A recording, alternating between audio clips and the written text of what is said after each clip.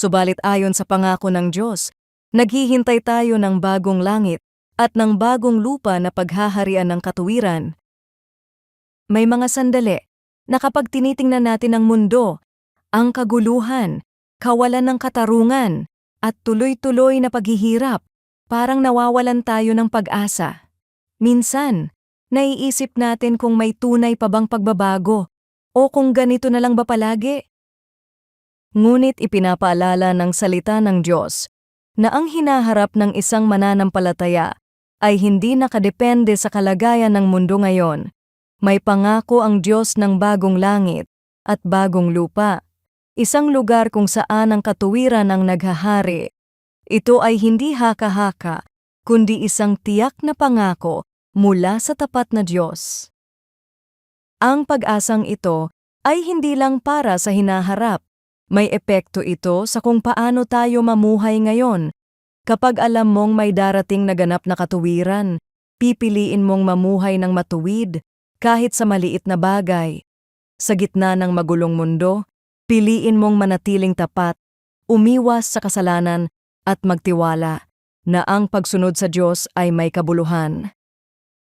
Si Tanya ay napapaligiran ng mga kaibigan na madalas gumagawa ng kompromiso para lang makasabay o makaranas ng panandaliang saya. Minsan naiisip niyang sumabay na lang, lalo na kapag pakiramdam niya ay napag-iiwanan siya. Pero pinili niyang panghawakan ang katotohanan na ang buhay ay hindi lang tungkol sa kasalukuyan.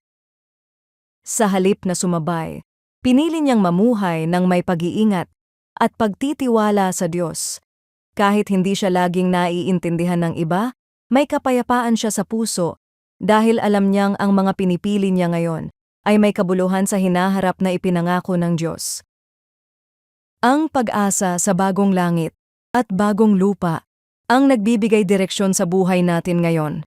Dahil tiyak ang hinaharap na inihanda ng Diyos, maaari tayong mamuhay ng may katapatan at pananampalataya sa kasalukuyan. Panginoon, salamat po sa tiyak na pag-asa na mayroon ako sa inyo. Tulungan mo akong mamuhay ng may pananaw sa hinaharap na inyong ipinangako.